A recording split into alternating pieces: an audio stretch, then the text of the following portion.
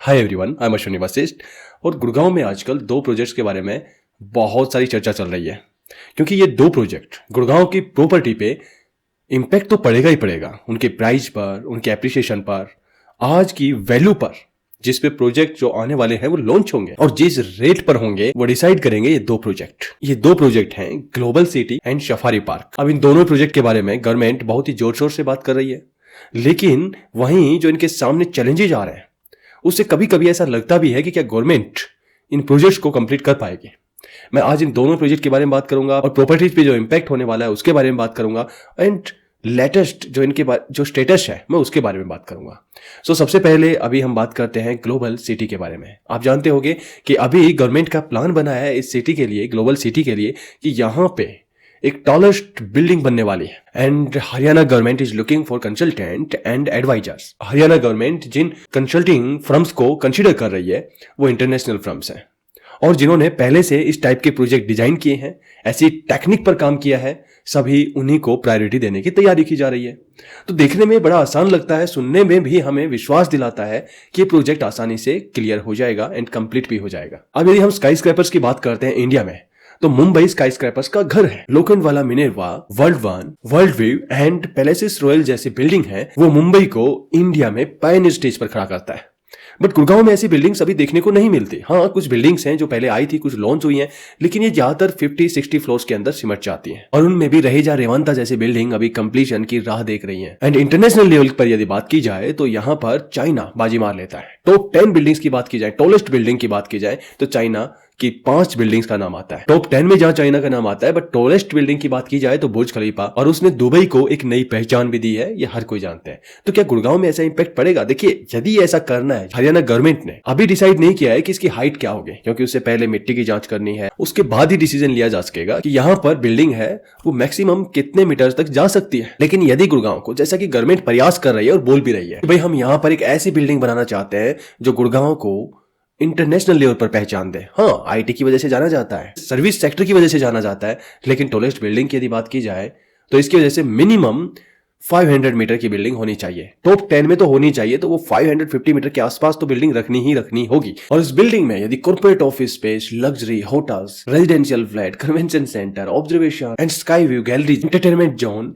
And retail, ये सभी यदि एक ही बिल्डिंग के अंदर होते हैं तो मैं मानता हूं कि इंडिया के अंदर टूरिज्म को भी बढ़ावा देगा, टेक्नोलॉजी को भी बढ़ावा देगा, एमएनसीज हैं उनको भी अट्रैक्ट करेगा, निवेश भी अट्रैक्ट करेगा, और प्रभाव होगा यहाँ की हर एक उस बिल्डिंग पर जो यहाँ पर या तो कंप्लीट हो चुकी है या कंप्लीट होने वाली है, क्योंकि ये अपने आप में एक एड्रेस होगा, एक लैंडमार्क होगा पूरी दुनिया के लिए। उसमें Dwarka expressway, New Gurgaon and SPR road, इन सब के लिए एक बहुत बड़ी अपॉर्चुनिटी है। लेकिन बात यहीं खत्म नहीं होती। जैसा हमें लग रहा है कि कंप्लीट हो जाएगा बड़े आसानी से, जिस तरह से गवर्नमेंट काम कर रही है, तो हमें देखना होगा हमारे सेकंड प्रोजेक्ट सफारी पार्क के बारे में। आज आवाज थोड़ी दबी हुई है, अच्छे से शायद नहीं बोल पा रहा हूं, उसके लिए माफी चाहता हूं, कोल्ड की वजह से ऐसा हो रहा है। तो मैं सबसे बड़ी बात करता हूं सफारी पार्क, जिसकी शुरुआत हुई थी 10,000 एकड़ से, और आज ये 3300 एकड़ पर गवर्नमेंट बोल रही है कि प्लीज इसके बारे में आप कंसीडर कीजिए, हम यहां पे बनाना चाहते हैं। एंड सुप्रीम कोर्ट का आदेश आता है कि हम 1 इंच पर भी काम नहीं करने देंगे जब तक कि डिसीजन नहीं आ जाता अरावली जोन के बारे में कि कहां तक ये सुरक्षित है और कहां तक आप काम कर सकते हैं। अब ये तो यहां पे सबसे बड़ी प्रॉब्लम है भाई, इंडिया के अंदर यदि आप कुछ भी बड़ा करने वाले हैं और वहां पर यदि एनवायरमेंटलिस्ट ना आए, ये कैसे हो सकता है?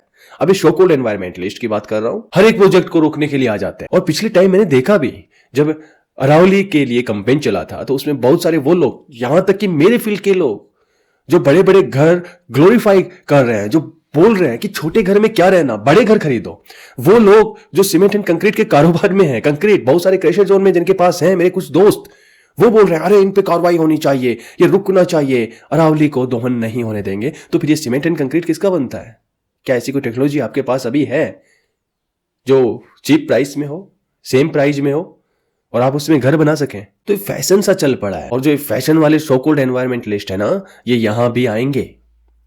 तो गवर्नमेंट उनके लिए क्या करती है, किस तरीके से उनको रोक पाएगी और किस तरीके से टाइम पर ये प्रोजेक्ट बना पाएगी, ये आने वाले दिनों में तो हम देख पाएंगे। बट जिस तरीके से गवर्नमेंट की प्लानिंग्स है, मुझे लगता है कि हाँ, बीच में छोटी छोटी प्रॉब्लम्स आएंगी, छोटे छोटे इश्यूज आएंगे, बट ये प्रोजेक्ट कंप्लीट हो जाएंगे। अब इनका प्रॉपर्टी पे इंपैक्ट पड़ने वाला है, बहुत तेजी से पड़ रहा है, लेकिन आपको उस रेट तक नहीं जाना, क्योंकि 2-3 चीजें होती हैं। एक प्रोजेक्ट लॉन्च होता है जिसके बारे में बताया जाता है कि भाई यहाँ पर ये होने वाला है, उसकी वजह से रेट बहुत हाई चले जाते हैं।